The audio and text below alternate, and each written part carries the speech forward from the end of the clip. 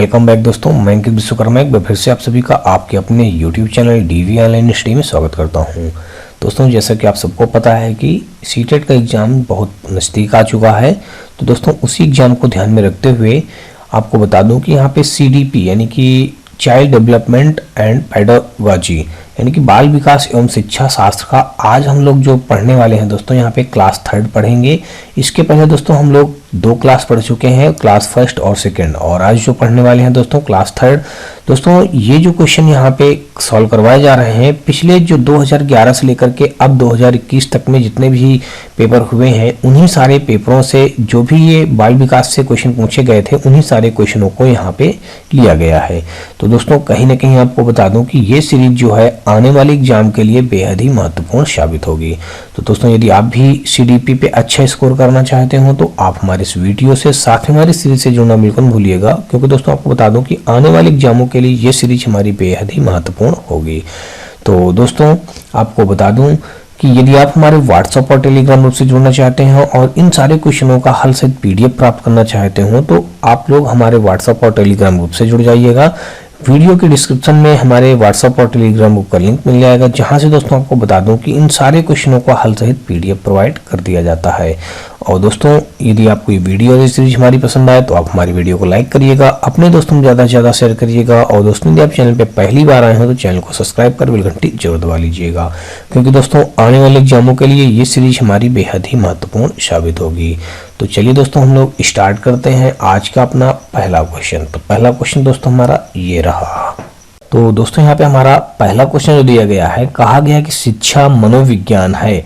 अब दोस्तों, यहाँ पे ऑप्शन नंबर 1 में दिया गया है व्यवहारिक है, सामाजिक है, अनुप्रयुक्त है या उपरयुक्त में से सभी है। यानी कि शिक्षा है वो मनोविज्ञान में उसको क्या है माना गया है, यानी कि व्यवहारिक माना जाता है या सामाजिक माना जाता है कि अनुप्रयुक्त माना जाता है कि ये सभी माने जाते हैं। तो दोस्तों, आपको बता दूं कि जो शिक्षा मनोविज्ञान होता है उसको हम व्यवहारिक, अनुप्रयुक्त और सामाजिक सभी प्रकार से मानते हैं। तो कुल मिलाकर के देखा जाए तो ये ऑप्शन हमारा उपरयुक्त सभी यानी कि 101 का जो राइट हो जाएगा, 101 का हमारा डी के साथ क्वेश्चन क्या हो जाएगा, बिल्कुल राइट हो जाएगा। अगला क्वेश्चन देखते हैं हम लोग दोस्तों, 102 नंबर। यहाँ पे इस क्वेश्चन में दिया गया है, कहा गया है कि शिक्षा वर्तमान में है, शिक्षा केंद्रित है, बाल केंद्रित है, शिक्षक व बाल केंद्रित है, पाठ्यक्रम केंद्रित है। तो दोस्तों, ये क्वेश्चन बहुत ही इंपॉर्टेंट क्वेश्चन है। आपको बता दूं दोस्तों, यहाँ पे शिक्षा वर्तमान में जो है वो बाल केंद्रित है, यानी कि 102 का ऑप्शन नंबर हमारा यहाँ पे राइट हो गया दोस्तों। बी ऑप्शन क्या हो गया, बिल्कुल राइट हो गया। अगला क्वेश्चन देखते हैं दोस्तों हम लोग, यहाँ पे 102 के बाद दोस्तों 103 नंबर यहाँ पे दिया गया है, कहा गया है क्वेश्चन में कि अरस्तु की अध्ययन पद्धति से शिक्षा मनोविज्ञान का प्रारंभ किस मनोवैज्ञानिक ने माना। यानी कि कॉल्सनिक ने माना, कि रूसो ने माना, कि BF स्किनर ने माना, कि उपयुक्त सभी वैज्ञानिकों जो यहाँ पे दिए गए हैं सभी ने माना। तो एक बार क्वेश्चन फिर से दोस्तों देख लीजिएगा। यहाँ पे कहा गया कि अरस्तु की अध्ययन पद्धति से शिक्षा मनोविज्ञान का प्रारंभ किसका दोस्तों, शिक्षा मनोविज्ञान का प्रारंभ किस मनोवैज्ञानिक ने माना। तो दोस्तों, आपको बता दूं कि जो शिक्षा मनोविज्ञान का प्रारंभ किस मनोवैज्ञानिक ने माना था दोस्तों, वो है BF स्किनर। यानी कि ऑप्शन नंबर जो है यहाँ पे 103 का हमारा सी के साथ ये क्वेश्चन क्या हो जाएगा, बिल्कुल राइट हो जाएगा। 103 का दोस्तों हमारा क्या होगा, यहाँ पे सी ऑप्शन राइट हो जाएगा। अरस्तु की अध्ययन पद्धति से शिक्षा मनोविज्ञान का प्रारंभ किस वैज्ञानिक ने माना था दोस्तों, BF स्किनर ने माना था। अगला क्वेश्चन हम लोग देखते हैं 103 के बाद दोस्तों 104 नंबर, और 104 नंबर हमारा क्वेश्चन यहाँ पे दिया गया है, कहा गया है कि शिक्षा मनोविज्ञान का प्रारंभ बालकों के विकास के साथ हुआ, ऐसा मत किसका है। मत मतलब दोस्तों ऐसा किसने कहा, ये बात बतानी है।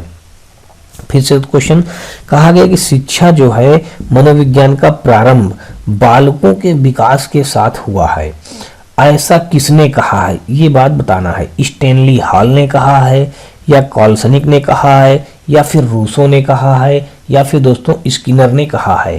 तो दोस्तों, आपको बता दूं कि इसका जो राइट आंसर हो जाएगा, स्टैनली हॉल ने ऐसा कहा है कि शिक्षा मनोविज्ञान का प्रारंभ बालकों के विकास के साथ हुआ, ऐसा मत किसका था दोस्तों, तो वो है हमारा स्टैनली हॉल का है। यानी कि ऑप्शन नंबर हमारा 104 का ए के साथ ये क्वेश्चन क्या हुआ, बिल्कुल राइट हुआ।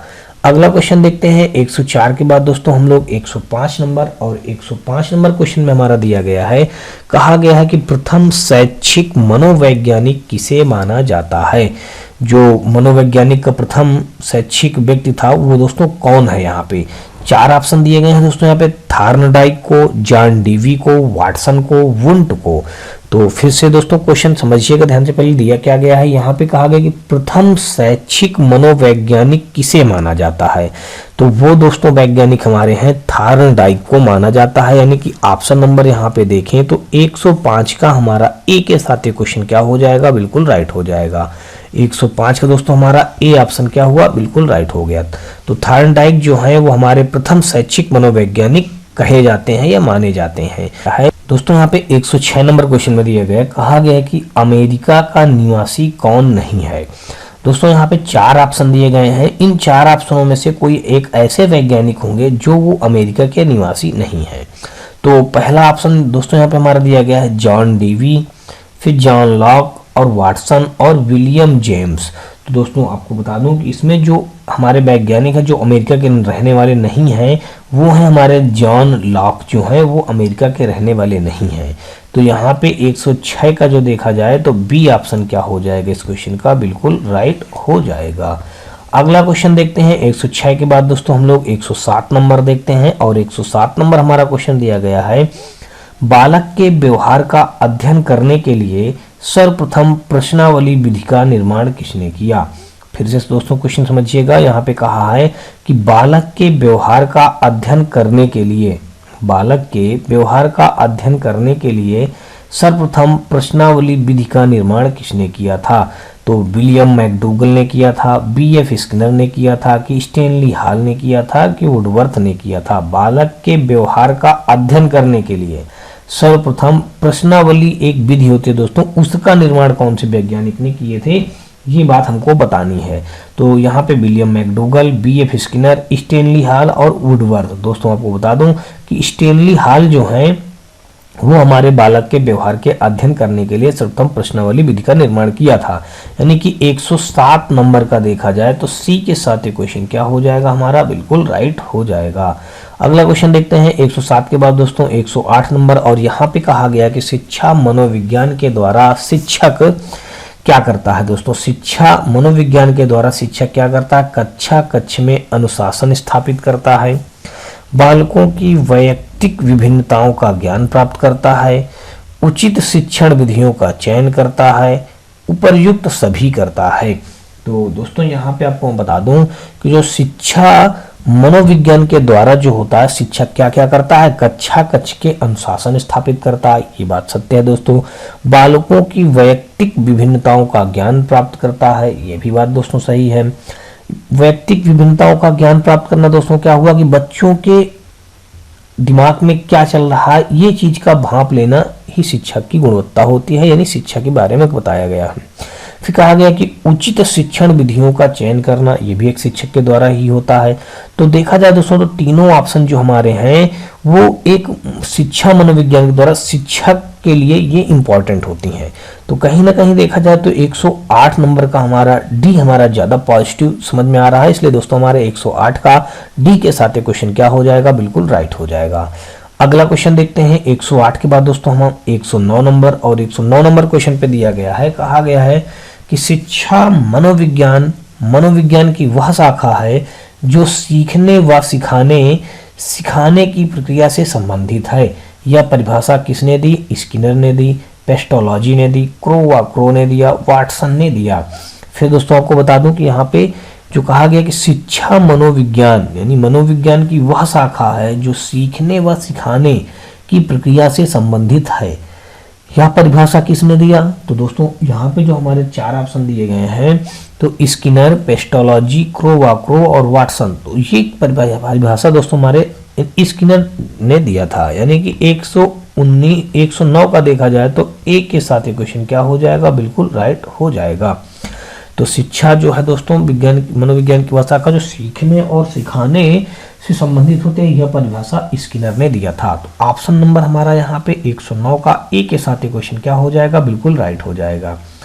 अगला क्वेश्चन देखेंगे 109 के बाद दोस्तों हमारा 110 नंबर। यहाँ पे कहा गया है शैक्षिक मनोविज्ञान अध्यापक की सहायता करता है। शैक्षिक मनोविज्ञान अध्यापक की सहायता करता है छात्रों के चरित्र विकास में, स्वयं के ज्ञानवर्धन में, स्वयं की तैयारी में, या फिर दोस्तों हमारा उपर्युक्त सभी में। तो शैक्षिक जो मनोविज्ञान होता है वो अध्यापक की सहायता किन किन क्षेत्रों में करता है दोस्तों? छात्रों के चरित्र विकास में भी सहायता करता है, स्वयं के ज्ञानवर्धन में भी सहायता करता है, स्वयं की तैयारी में भी सहायता करता है। तो और यानी कि यहाँ पे हमारा बात अगला आ गया उपर्युक्त सभी। तो उपर्युक्त सभी जो हो जाएगा हमारे इस क्वेश्चन का क्या हो जाएगा? बिल्कुल राइट आंसर हो जाएगा। 110 का हमारा डी के साथ क्वेश्चन क्या बनेगा? बिल्कुल राइट बनेगा। अगला क्वेश्चन देखते हैं 110 के बाद दोस्तों हमारा 111 नंबर क्वेश्चन है। यहाँ पे कहा गया है कि शिक्षा मनोविज्ञान की विशेषता नहीं है। अब शिक्षा मनोविज्ञान की विशेषता कौन सी नहीं हो जाएगी, ये बात हमको बताना है। तो यहाँ पे जो हो जाएगा हमारा शिक्षा मनोविज्ञान विश्लेषणात्मक होती है, शिक्षा मनोविज्ञान साध्य होती है, शिक्षा मनोविज्ञान साधन होती है, और शिक्षा मनोविज्ञान का क्षेत्र सीमित होता है। इन चार ऑप्शनों में से दोस्तों आपको बता दूं कि जो हमारा राइट ऑप्शन बन जाएगा, यहाँ पे कहा क्या गया था? शिक्षा मनोविज्ञान की विशेषता नहीं है, यानी कि मनोविज्ञान की विशेषता नहीं है। तो शिक्षा मनोविज्ञान विश्लेषणात्मक होती है, तो ये तो विशेषता में आ जाता है। शिक्षा मनोविज्ञान साध्य होती है, यही हमारा जो है विशेषता नहीं है, यानी कि ऑप्शन नंबर देखें तो 111 का जो यहाँ पे हो जाएगा हमारा बी के साथ क्वेश्चन क्या हो जाएगा? बिल्कुल राइट हो जाएगा। और शिक्षा मनोविज्ञान साधन होती है, ये भी विशेषता है हो गई मनोविज्ञान की। और शिक्षा मनोविज्ञान का क्षेत्र सीमित होता है, ये भी मनोविज्ञान की एक प्रकार की विशेषता हो गई। तो कहीं ना कहीं देखते हैं दोस्तों, तो हमारा 111 का जो मेन पॉजिटिव पॉइंट हमारा मिल रहा है यहाँ पे, यानी कि शिक्षा मनोविज्ञान साध्य होती है, यही हमारे इस क्वेश्चन का क्या हो जाएगा? बिल्कुल राइट आंसर बन जाएगा। अगला क्वेश्चन देखते हैं हम लोग दोस्तों 111 के बाद दोस्तों अगर 112 नंबर देखते हैं, तो 112 नंबर में कहा गया है कि शिक्षा व्यक्ति की योग्यता तथा क्षमता का परिचायक है। यह कथन किसका है? अब दोस्तों यहाँ पे देख लेते हैं, तो इसने कहा शिक्षा जो है वो व्यक्ति की योग्यता और क्षमता का परिचायक होता है। क्या होता है? जो शिक्षा होती है वो दोस्तों व्यक्ति की योग्यता और उसकी क्षमता के परिचायक होती है। यह कथन हमारा किसने कहा था? फ्रेडसन ने कहा था, रविन्द्रनाथ टैगोर ने कहा था, या पेस्टोलॉजी ने कहा था, या फिर महात्मा गांधी ने कहा था। तो दोस्तों आपको बता दूं कि शिक्षा व्यक्ति की योग्यता और क्षमता का परिचायक किसने कहा था? वो कहा था पेस्टोलॉजी ने कहा था। यानी कि 112 का देखा जाए तो हमारा यहाँ पे सी के साथ क्वेश्चन क्या हो जाएगा? बिल्कुल राइट हो जाएगा। पेस्टोलॉजी हमारे इस क्वेश्चन का क्या हो जाएगा? बिल्कुल राइट आंसर बन जाएगा। दोस्तों यहाँ पे हमारा 113 नंबर जो क्वेश्चन दिया था, यहाँ पे कहा गया कि शिक्षा से मेरा तात्पर्य बालक के सर्वांगीण विकास की प्रक्रिया से है। उक्त कथन किसका है? यानी कि शिक्षा जो है बालक के सर्वांगीण विकास की प्रक्रिया से होता है। तो ये कथन कौन से वैज्ञानिक ने कहा था? महात्मा गांधी जी ने कहा था, स्वामी विवेकानंद जी ने कहा था, रविन्द्रनाथ टैगोर जी ने कहा था, या फिर क्रो वा खो करके एक हमारे वैज्ञानिक है उन्होंने दिया था। तो इन चार आप वैज्ञानिकों में से एक कोई ना कोई एक वैज्ञानिक क्या होंगे, ऐसा बोले थे कि शिक्षा का जो तात्पर्य है वो बालक के सर्वांगीण विकास की प्रक्रिया से है। तो ऐसा कथन कहने वाले दोस्तों हमारे महात्मा गांधी जी थे। यानी कि 113 का देखा जाए तो यहाँ पे हमारा ए के साथ ये क्वेश्चन क्या हो जाएगा? बिल्कुल राइट हो जाएगा। तो ऑप्शन नंबर यहाँ पे देखें तो 113 का हमारा ए बनेगा राइट। और अगला क्वेश्चन देखते हैं हम लोग दोस्तों 113 के बाद 114 नंबर। और 114 नंबर हमारा क्वेश्चन में कहा गया है कि लिंडग्रेन ने शिक्षा मनोविज्ञान के घटक बताएं। अब दोस्तों यहाँ पे ये मेन बात ध्यान रखिए, लिंडग्रेन जो है यानी कि लिंडग्रेन ने शिक्षा मनोविज्ञान के घटक बताए। लिंडग्रेन एक मान लीजिए वैज्ञानिक हैं, उन्होंने शिक्षा मनोविज्ञान के घटक कौन से बताए हैं? अधिगमकर्ता के बारे में बताया है, अधिगम प्रक्रिया के बारे में बताया है, अधिगम स्थिति के बारे में बताया है, या उपर्युक्त सभी के बारे में बताया है। तो यहाँ पे दोस्तों आपको बता दो कि लिंडग्रेन जो थे वो शिक्षा मनोविज्ञान के घटक अधिगमकर्ता के बारे में भी बताए थे, अधिगम प्रक्रिया के बारे में भी बताए थे, और यहाँ पे अधिगम स्थिति के बारे में भी बताए थे। तो दोस्तों और यहाँ पे बता दूं दोस्तों, और यहाँ पे कुछ लिखे नहीं है, यहाँ पे बता दूं कि अधिगम अनुभव के बारे में भी बताया था दोस्तों, और शिक्षण स्थिति तो यहाँ पे हमारा उसके बारे में भी बताया था, और दोस्तों यहाँ पे बता दो कि मूल्यांकन प्रक्रिया के बारे में भी बताया था। तो कुल मिलाकर के ये हमारे लिंडग्रेन ने शिक्षा मनोविज्ञान के घटक बताए हैं। तो कहीं ना कहीं देखा जाए तो ये उपर्युक्त सभी जो हो जाएगा हमारे इस क्वेश्चन का राइट आंसर बन जाएगा। तो 114 का देखा जाए तो डी के साथ ये क्वेश्चन क्या हो जाएगा, हमारा राइट हो जाएगा। अगला क्वेश्चन देखते हैं दोस्तों 114 के बाद अगर हम देखें 115 नंबर, तो 115 नंबर हमारा यहाँ पे क्वेश्चन दिया गया है, कहा गया है कि निम्न में से किस विधि का संबंध अरस्तु से माना जाता है। निम्न में से किस विधि का संबंध अरस्तु से माना जाता है। निरीक्षण विधि, उपचारात्मक विधि, प्रयोगात्मक विधि, तुलनात्मक विधि। तो 115 में दोस्तों हम देखें तो यहाँ पे हमारे 4 ऑप्शन राइट हो जाएंगे। निम्न में से किस विधि का संबंध अरस्तु से माना जाता है, वो दोस्तों हमारा निरीक्षण विधि है, उपचारात्मक विधि है, प्रयोगात्मक विधि है, तुलनात्मक विधि है। तो यहाँ पे हमारा जो दोस्तों हो जाएगा संबंध अरस्तु ने। निम्न में से किस विधि का संबंध अरस्तु से माना जाता है। अच्छा, अरस्तु का संबंध दोस्तों यहाँ पे बताना है कि अरस्तु का संबंध कौन से विधि से होता है। तो दोस्तों आपको बता दूं कि वो निरीक्षण विधि है कि उपचारात्मक विधि है कि प्रयोगात्मक विधि है कि तुलनात्मक विधि है। तो दोस्तों ध्यान समझिएगा, अरस्तु से माना जाता है, यानी कि अरस्तु से जो ये यहाँ पे माना जाएगा वो हमारा है यहाँ पे तुलनात्मक विधि, यानी कि निम्न में से किस विधि का संबंध अरस्तु से माना जाता है, तो वो विधि हमारी दोस्तों तुलनात्मक विधि है। तो यानी कि 115 का देखा जाए तो यहाँ पे हमारा एक डी के साथ क्वेश्चन क्या हो जाएगा, 115 का राइट हो जाएगा। अगला क्वेश्चन देखेंगे 115 के बाद दोस्तों 116 नंबर, और 116 नंबर क्वेश्चन में कहा गया कि शिक्षा मनोविज्ञान का क्षेत्र नहीं है। रुचियां हो जाएगा, बुद्धि हो जाएगा, दंड हो जाएगा, अभिप्रेरणा हो जाएगा। शिक्षा मनोविज्ञान का क्षेत्र नहीं है दोस्तों, तो कौन सा नहीं है, यहाँ पे रुचियां, बुद्धि और दंड और अभिप्रेरणा। तो 116 का देखा जाए तो यहाँ पे हमारा दंड शब्द हमारा क्या हो जाएगा, इस क्वेश्चन का राइट आंसर बन जाएगा। शिक्षा मनोविज्ञान का क्षेत्र कौन सा नहीं है दोस्तों, 116 का हमारा यहाँ पे सी के साथ क्वेश्चन क्या हो जाएगा, दंड, यानी कि राइट आंसर बन जाएगा।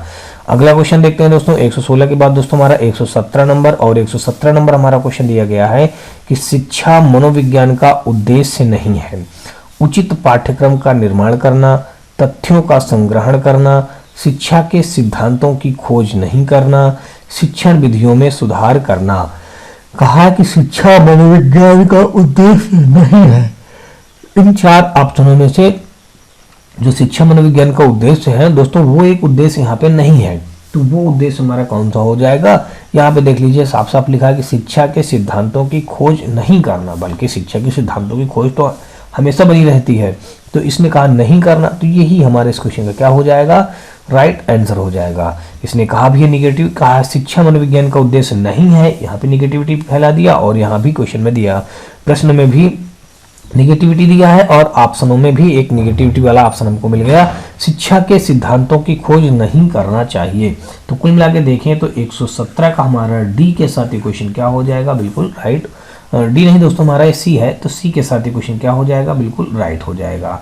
अगला क्वेश्चन देखते हैं दोस्तों हम लोग 117 के बाद दोस्तों देखें तो 118 नंबर, और 118 नंबर क्वेश्चन हमारा दिया गया है, कहा गया कि मनोविज्ञान त्रुटियों से हमारी रक्षा करती है, यह कथन है। अब दोस्तों जो मनोविज्ञान है वो हमारा त्रुटियों से हमारी रक्षा करती है, यह कथन किसका है दोस्तों, मॉन्टेसरी का है, गैरिसन व अन्य का है, या फ्रॉबेल का है, या फिर पेस्टोलॉजी का है। तो दोस्तों आपको बता दूं कि यहाँ पे जो हमारा यानी कि मनोविज्ञान त्रुटियों से हमारी रक्षा करता है, ये कथन हमारा गैरिसन व अन्य का है, यानी कि 118 का देखा जाए दोस्तों तो बी के साथ क्वेश्चन क्या हो जाएगा, और बिल्कुल राइट हो जाएगा। तो चलिए अगला क्वेश्चन देखते हैं 119 नंबर, और यहाँ पे हमारा क्वेश्चन में दिया गया है, कहा गया है कि शिक्षा मनोविज्ञान की प्रथम पाठ्य पुस्तक किसने लिखी, टॉक टू टीचर्स। कभी कभी दोस्तों आपको बता दूं प्रश्न में ये पूछता है कि टॉक टू टीचर्स किसने लिखा, यानी कि जो एक ये किताब है, ये पाठ्य पुस्तक है टॉक टू टीचर्स, इसको किसने लिखा। कभी कभी ऐसा ही पूछ लेता है शिक्षा मनोविज्ञान की प्रथम पाठ्य पुस्तक किसने लिखा। तो ये दोनों पॉइंट इंपॉर्टेंट है दोस्तों, या तो क्वेश्चन में पूछेगा प्रथम पाठ्य पुस्तक किसने लिखा, या फिर उस पुस्तक का नाम बता देगा टॉक टू टीचर्स किसने लिखा है। और क्वेश्चन में दोस्तों देख लीजिएगा ऐसा भी प्रश्न बन सकता है कि शिक्षा मनोविज्ञान की प्रथम पाठ्य पुस्तक कौन सी है, तो आपको पता है कि टॉक टू टीचर्स है। अब इस यहाँ पे ये पूछा है कि प्रथम पाठ्य पुस्तक के लिखने वाले व्यक्ति, यानी लिखने वाले व्यक्ति का नाम क्या है, या फिर कह सकता है टॉक टू टीचर्स के लिखने वाले व्यक्ति का नाम बताइए। तो दोस्तों यहाँ पे 4 ऑप्शन है, William James, William Wundt, William McDougall, William सल्ली।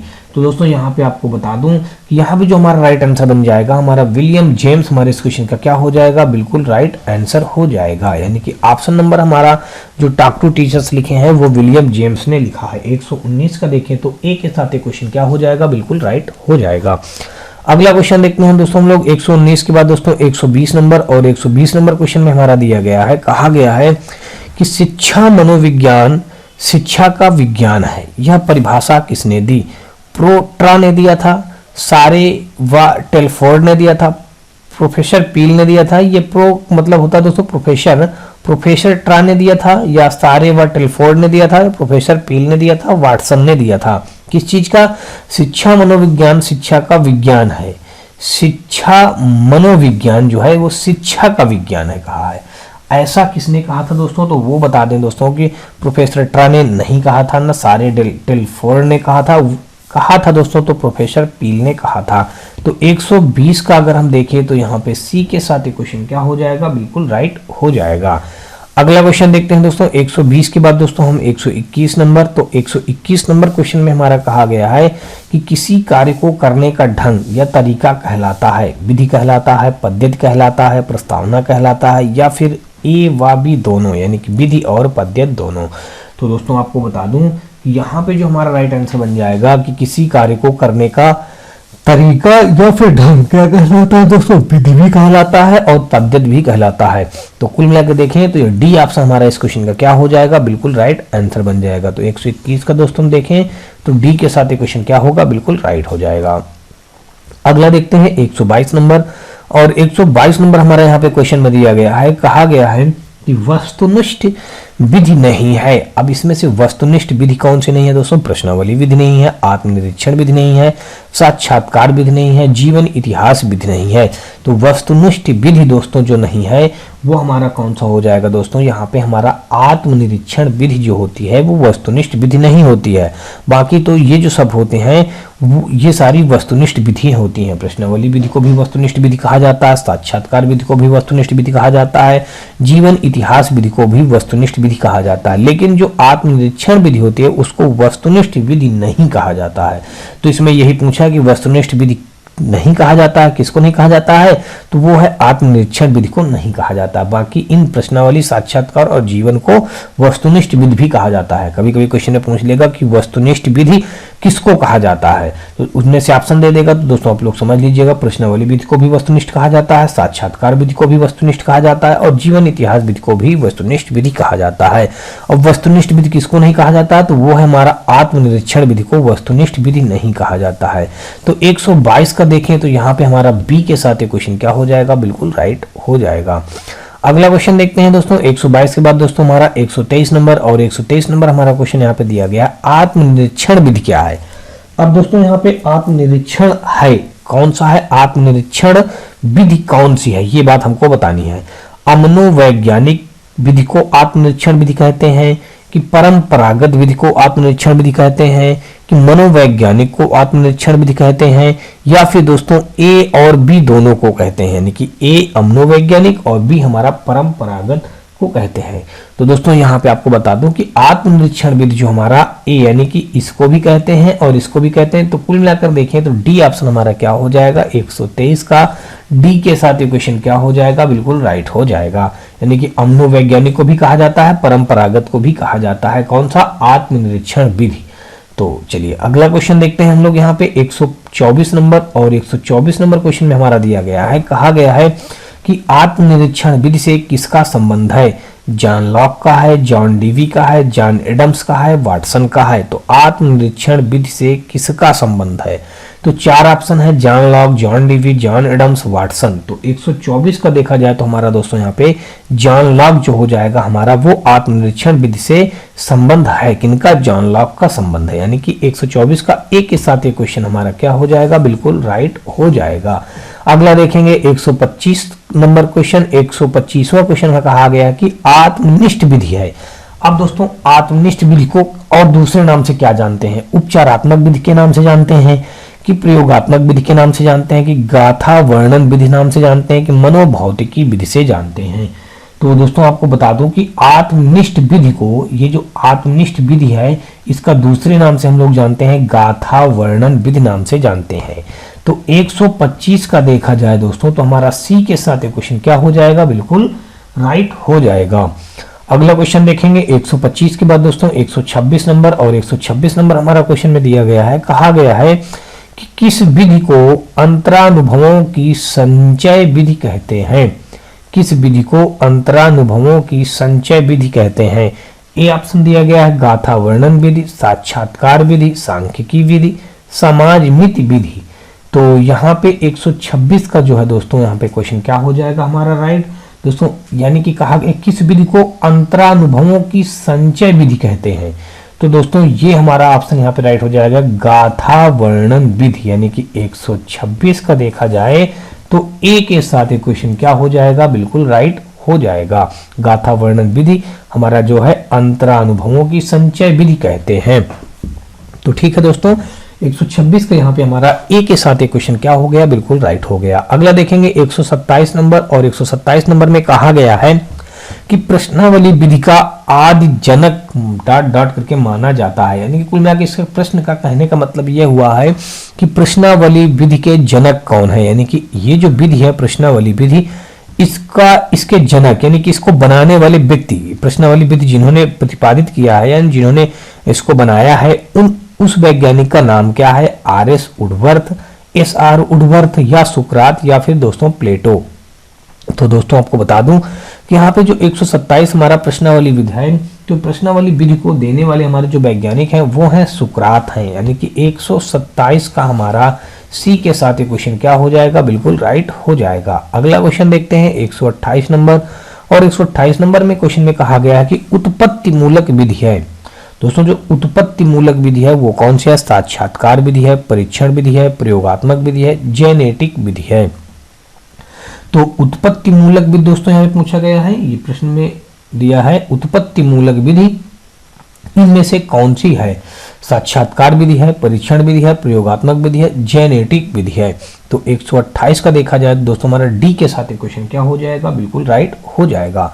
उत्पत्ति मूलक विधि कौन सी है दोस्तों, जेनेटिक विधि है, यानी कि 128 का डी के साथ यहाँ क्वेश्चन क्या होगा, बिल्कुल राइट हो जाएगा। अगला क्वेश्चन देखेंगे 128 के बाद दोस्तों हमारा 129 नंबर, यहाँ पे कहा गया कि उपचारात्मक विधि को अन्य किस नाम से जाना जाता है। तो यहाँ पे उपचारात्मक विधि को अन्य किस नाम से जाना जाता है, नैदानिक विधि, clinical method, A and B दोनों कहा है, फिर विकासात्मक विधि। तो दोस्तों आपको बता दूं कि उपचारात्मक जो विधि होती है इसको अन्य कौन कौन से नाम से जाना जाता है दोस्तों, तो अन्य हमारा नैदानिक विधि नाम से भी जाना जाता है, क्लिनिकल मेथड नाम से भी जाना जाता है। तो देखा जाए तो 129 का हमारा सी के साथ क्वेश्चन क्या हो जाएगा, बिल्कुल दोस्तों हमारा राइट हो जाएगा, ए और बी, यानी कि उपचारात्मक विधि को हम क्लिनिकल मेथड और नैदानिक मेथड नाम से भी जानते हैं। तो दोस्तों यहाँ पे अब हमारा 30 नंबर क्वेश्चन दिया गया है। 130 नंबर में कहा गया कि सांख्यिकी विधि है। अब ये चार ऑप्शन दिए गए, प्राचीन, नवीन, परंपरागत, उपयुक्त सभी। तो सांख्यिकी विधि को दोस्तों हम जो जानते हैं उसको नवीन विधि के नाम से भी जानते हैं, यानी कि 130 का अगर देखा जाए तो बी के साथ ही क्वेश्चन क्या हो जाएगा, बिल्कुल राइट हो जाएगा। सांख्यिकी विधि दोस्तों हमारी क्या है, वो नवीन विधि है, यानी कि 130 का बी के साथ ही क्वेश्चन क्या होगा, बिल्कुल राइट हो जाएगा। और अगला देखेंगे दोस्तों 130 के बाद हमारा 131 नंबर, यहाँ पे कहा गया कि उपचारात्मक यानी कि नैदानिक विधि उपयोगी है। उपचारात्मक यानी कि नैदानिक विधि उपयोगी है संवेगग्रस्त बालकों के लिए, बाल अपराधी बालकों के लिए, अध्ययन में कठिनाई अनुभव करने वाले बालकों के लिए, उपर्युक्त सभी के लिए। उपचारात्मक यानी कि नैदानिक विधि उपयोगी है दोस्तों कौन सी है, संवेगग्रस्त बालकों के लिए, बाल अपराधी बालकों के लिए, अध्ययन में कठिनाई अनुभव करने वाले बालकों के लिए, उपर्युक्त सभी के लिए। तो 131 का दोस्तों देखें तो हमारा जो यहाँ पे ये हो जाएगा उपर्युक्त सभी के लिए जो है वो उपचारात्मक यानी कि नैदानिक विधि उपयोगी है, संवेगग्रस्त बालकों के लिए भी उपयोगी है, बाल अपराधी बालकों के लिए भी उपयोगी है, अध्ययन में कठिनाई अनुभव करने वाले बालकों के लिए भी उपयोगी है। तो यानी कि उपर्युक्त सभी हमारे इस क्वेश्चन का क्या हो जाएगा, बिल्कुल राइट आंसर हो जाएगा। 131 का डी के साथ ये ऑप्शन हमारा क्या बनेगा, बिल्कुल राइट बन जाएगा। अगला देखेंगे 132 नंबर, और 132 नंबर हमारा क्वेश्चन में दिया गया, कहा गया कि विकासात्मक विधि का प्रतिपादन किसने किया? ग्रेगर जॉन मेंडल ने किया था, कार्ल पियर्सन ने किया था, लाइटनर विटमर ने किया था, R.A. फिशर ने किया था।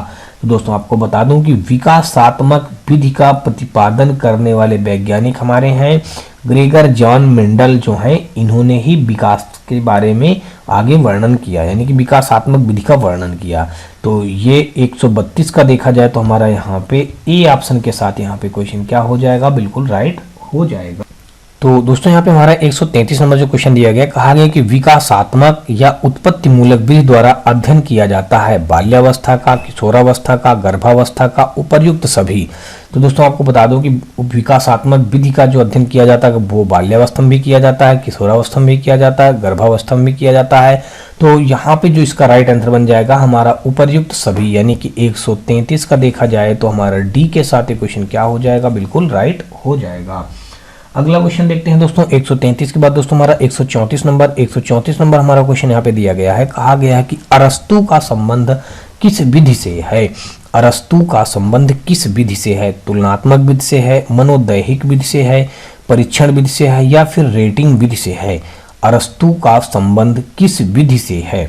अरस्तु का संबंध किस विधि से है? तुलनात्मक विधि, मनोदैहिक विधि, परीक्षण विधि, या फिर दोस्तों हमारा रेटिंग विधि। तो 134 का अगर हम दोस्तों यहाँ पे देखें तो तुलनात्मक विधि हमारा यहाँ पे क्या हो जाएगा? अरस्तु का संबंध कौन से विधि से है दोस्तों? तुलनात्मक विधि से है, यानी कि 134 का हमारा ए के साथ ये क्वेश्चन क्या हो गया? बिल्कुल राइट हो गया। अगला क्वेश्चन देखते हैं दोस्तों 134 के बाद दोस्तों 135 नंबर, और 135 नंबर हमारा क्वेश्चन यहाँ पे दिया गया है, निरीक्षण यानी कि प्रेक्षण विधि का जनक ... है। निरीक्षण या फिर प्रेक्षण विधि का जनक कौन है? यहाँ पे दोस्तों बताया गया गिलफोर्ड है, टाइडमैन है, वाटसन है, वुंट है। तो 135 का अगर हम देखें तो यहाँ पे निरीक्षण यानी कि प्रेक्षण विधि का जनक कौन है दोस्तों? यहाँ पे वाटसन हमारे इस क्वेश्चन का क्या हो जाएगा? बिल्कुल राइट आंसर हो जाएगा। तो 135 का हमारा सी के साथ क्वेश्चन क्या हो जाएगा? बिल्कुल राइट हो जाएगा।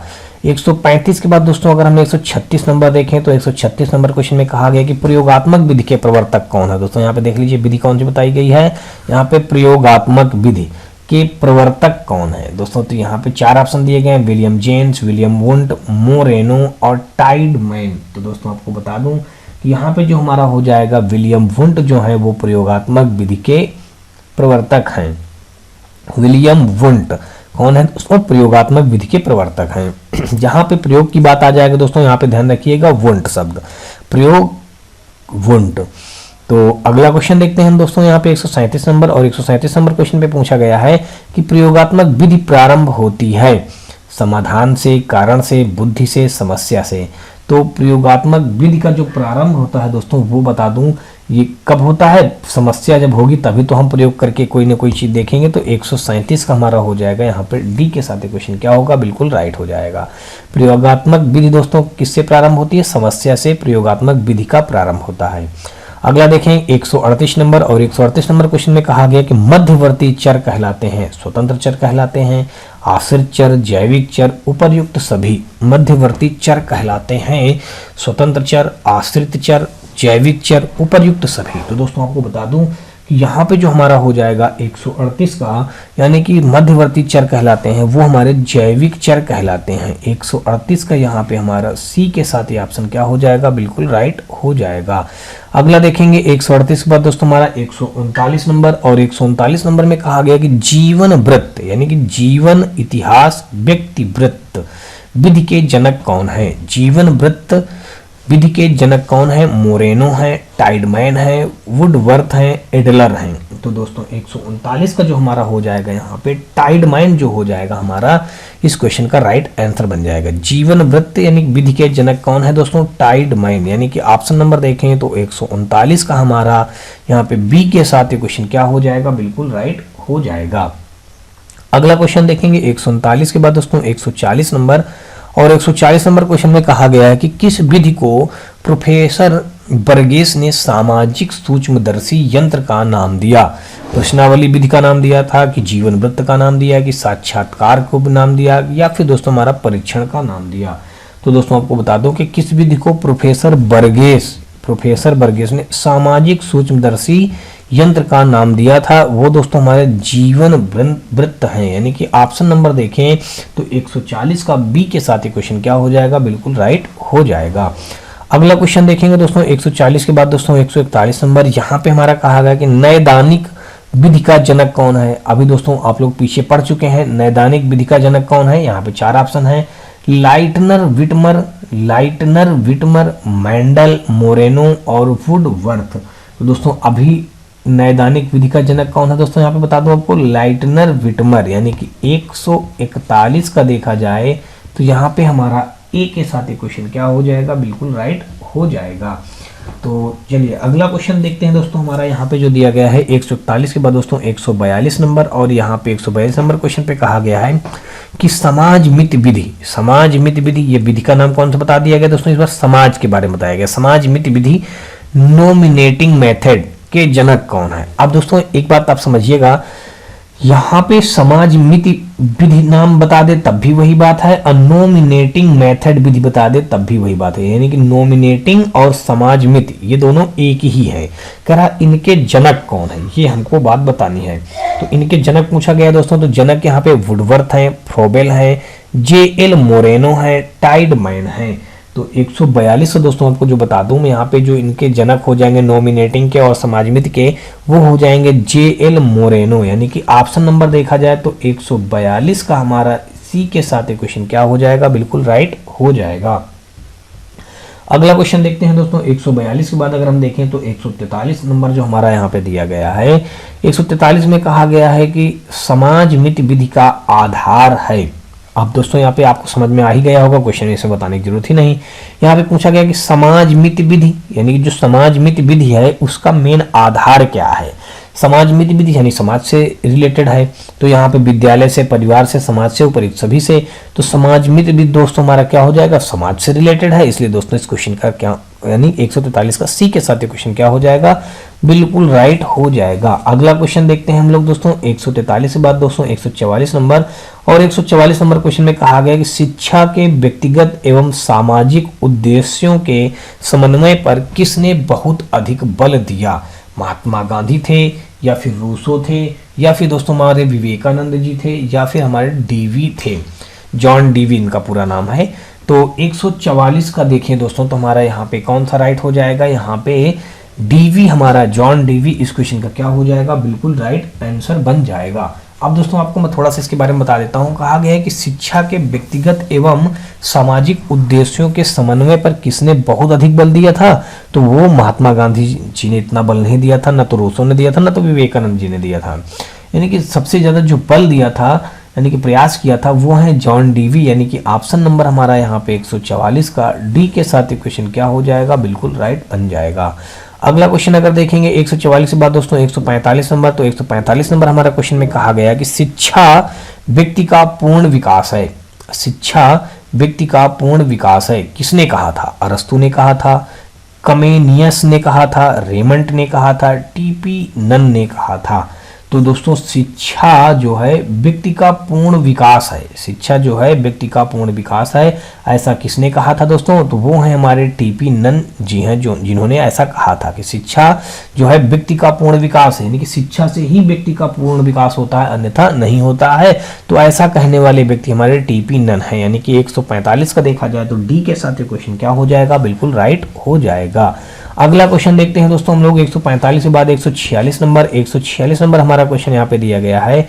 यहाँ पे कहा गया है कि गेस्टाल्ट मनोविज्ञान की आधारशिला किसने रखी थी।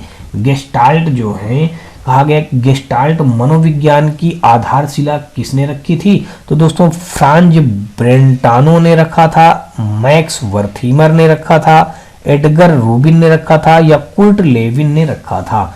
तो गेस्टाल्ट मनोविज्ञान की आधारशिला रखने वाले जो वैज्ञानिक थे दोस्तों, तो वो हो जाएंगे हमारे दोस्तों यहाँ पे मैक्स वर्थीमर हो जाएंगे। यानी कि ऑप्शन नंबर देखा जाए तो 146 का हमारा यहाँ पे बी के साथ क्वेश्चन क्या हो जाएगा, बिल्कुल राइट हो जाएगा। गेस्टाल्ट मनोविज्ञान की आधारशिला किसने रखी थी दोस्तों, तो वो मैक्स वर्थीमर थे। चलिए अगला क्वेश्चन देखते हैं हम लोग यहाँ पे 146 के बाद 147 नंबर, और 147 नंबर क्वेश्चन में पूछा गया है कि संरचनावाद के प्रवर्तक कौन थे। वुंट हैं, जेम्स हैं, थॉर्नडाइक हैं, पावलोव हैं। तो दोस्तों संरचनावाद का संबंध दोस्तों किससे है, वुंट जी से है। यानी कि 147 का देखें तो यहाँ पे हमारा ए के साथ ही क्वेश्चन क्या हो जाएगा, बिल्कुल राइट हो जाएगा। अगर थोड़ा सा भी आप लोग दोस्तों इसको पढ़े होंगे तो बड़े ही आसानी से इस क्वेश्चन का टिक कर ले जाएंगे। यहाँ पे कहा संरचनावाद के प्रवर्तक कौन है, तो यहाँ पे कौन है दोस्तों, वुंट है। चलिए अगला क्वेश्चन देखते हैं, और अगला हमारा यहाँ पे 146 बाद 147 हो गया, और 148 नंबर भी यहाँ पे है। कहा गया कि शिक्षा का आधारभूत उद्देश्य क्या है। ज्ञान प्रदान करना, व्यक्ति का विकास करना, परीक्षा उत्तीर्ण कर उपाधि प्राप्त करना, किसी व्यवसाय हेतु तैयार करना। तो 148 का दोस्तों देखा जाए तो शिक्षा का आधारभूत मेन उद्देश्य क्या है, व्यक्ति का विकास करना, व्यक्ति के विकास को पूर्ण करना, यानी कि व्यक्ति का जो है हर एक व्यक्ति का विकासशील बनाना। यानी कि 148 का देखा जाए तो यहाँ पे बी के साथ ये क्वेश्चन क्या हो जाएगा, बिल्कुल राइट हो जाएगा। शिक्षा का आधारभूत उद्देश्य दोस्तों क्या है, व्यक्ति का विकास करना। चलिए अगला क्वेश्चन देखते हैं 148 के बाद दोस्तों 149 नंबर। तो 149 नंबर कहा गया क्वेश्चन में, कहा है किसने कहा है कि मनोविज्ञान व्यवहार का धनात्मक विज्ञान है। मॉर्गन ने कहा है, वारेन ने कहा है, वाटसन ने कहा है, मैकडूगल ने कहा है। किसने कहा है, किसने कहा कि मनोविज्ञान व्यवहार का धनात्मक विज्ञान है। किसने कहा कि मनोविज्ञान व्यवहार का धनात्मक विज्ञान है, तो मॉर्गन ने कहा है, वारेन ने कहा है, वाटसन ने कहा है, मैकडूगल ने कहा है। तो 149 का अगर हम दोस्तों यहाँ पे देखें तो 149 का हमारा सी ऑप्शन क्या हो जाएगा, बिल्कुल राइट हो जाएगा। तो मनोविज्ञान व्यवहार का धनात्मक विज्ञान किसने कहा दोस्तों, वाटसन ने कहा है। 149 का देखा जाए तो सी के साथ ये क्वेश्चन हमारा क्या बनेगा, बिल्कुल राइट बन जाएगा। अगला क्वेश्चन देखेंगे 149 के बाद दोस्तों हम लोग यहाँ पे 150 नंबर क्वेश्चन में कहा गया है कि सर्वप्रथम मनोविज्ञान को किस विषय का अध्ययन करने वाले विषय के रूप में परिभाषित किया गया है। यानी कि सर्वप्रथम इसने क्या कहा है कि सर्वप्रथम कहा है कि सर्वप्रथम मनोविज्ञान को किस विषय का अध्ययन करने वाले विषय के रूप में परिभाषित किया है। मन का अध्ययन, आत्मा का अध्ययन, चेतना का अध्ययन, व्यवहार का अध्ययन। तो दोस्तों आपको बता दूं कि मनोविज्ञान का सबसे पहला जो अर्थ होता है, मनोविज्ञान मैंने आपको पार्ट 1 में बता रखा है कि मनोविज्ञान का अर्थ जो है आत्मा से है। तो सबसे पहले क्या कहा गया है, आत्मा का अध्ययन के बारे में बताया गया है। यानी कि ऑप्शन नंबर देखें तो यहाँ पे हमारा 150 का बी के साथ यहाँ पे क्वेश्चन क्या हो जाएगा, हमारा राइट हो जाएगा।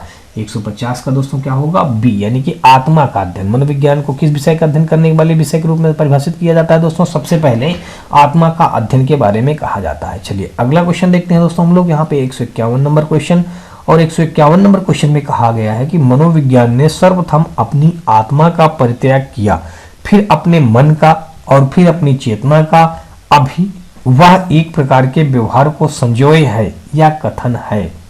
कथन था दोस्तों किसका है, अब ये बात हमको बतानी है। अच्छा क्वेश्चन है दोस्तों, ये पेपर में मोस्ट इंपॉर्टेंट है, पूछा जाता है। कहा गया कि मनोविज्ञान ने सर्वप्रथम अपनी आत्मा का, मनोविज्ञान जो है कहा सबसे पहले अपनी आत्मा का परित्याग किया, फिर कहा अपने मन का और फिर अपनी चेतना का। अभी वो क्या कह रहा है कि एक प्रकार के व्यवहार को संजोए है। तो वो कथन दोस्तों कौन सा है, तो वो कथन हमारा जो हो जाएगा दोस्तों हमारा यहाँ पे वुडवर्थ का हो जाएगा। वुडवर्थ ने जो कहा है कि सबसे पहले मनोविज्ञान जो है अपनी आत्मा का परित्याग कर दिया है, मन का परित्याग कर दिया है और चेतना का परित्याग कर दिया है। तो 151 का कौन क्या हो जाएगा, 151 का सी, यानी कि वुडवर्थ ने ऐसा कहा है। चलिए अगला देखते हैं 151 का देखते हैं। तो 152 नंबर हमारा क्वेश्चन यहाँ पे ये दिया गया है, कहा गया है कि प्रथम मनोविज्ञान प्रयोगशाला के संस्थापक थे। प्रथम मनोविज्ञान प्रयोगशाला के संस्थापक थे वेबर, वुंट, फ्रेकनर, थॉर्नडाइक। प्रथम मनोविज्ञान प्रयोगशाला के संस्थापक दोस्तों कौन है, वेबर, वुंट, फ्रेकनर और थॉर्नडाइक। यानी कि 152 का देखा जाए तो प्रथम मनोविज्ञान प्रयोगशाला के संस्थापक कौन है दोस्तों, वुंट हैं। यानी कि 152 का देखा जाए तो यहाँ पे हमारा बी के साथ क्वेश्चन क्या हो जाएगा, बिल्कुल राइट हो जाएगा। अगला क्वेश्चन देखते हैं दोस्तों 152 के बाद दोस्तों 153 नंबर, और यहाँ पे कहा गया है कि मनोविज्ञान शाला उत्तर प्रदेश में कहाँ स्थित है। बहुत ही अच्छा क्वेश्चन दोस्तों। मनोविज्ञान प्रयोगशाला अपने यूपी में कहाँ स्थित है दोस्तों? तो वो है हमारा प्रयागराज में स्थित है। 153 का देखा जाए तो बी के साथ ये क्वेश्चन क्या हो जाएगा? बिल्कुल राइट हो जाएगा। यहाँ पे 153 का बी ऑप्शन हो जाएगा।